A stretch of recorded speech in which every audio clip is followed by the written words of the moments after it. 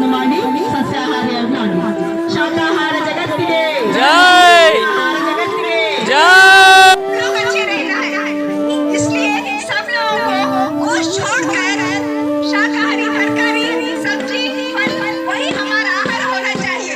धन्यवाद, शुक्रिया शुक्रिया।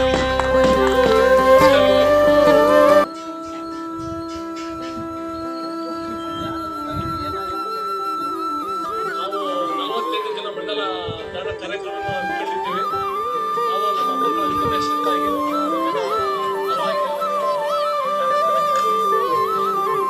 ಈ ದಿನ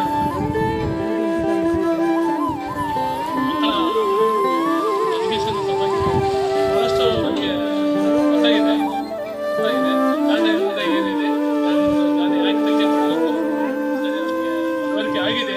ಆ ಮನವರಿಕೆ ಮೂಲಕ ಈ ಹಣ ಮಾಡಿಕೊಳ್ಳುತ್ತೆ.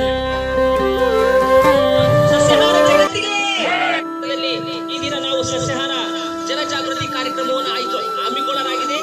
ಈ ಕಾರ್ಯಕ್ರಮಕ್ಕೆ ಬಂದಿರತಕ್ಕಂತ ಬಳ್ಳಾರಿ ನಗರದ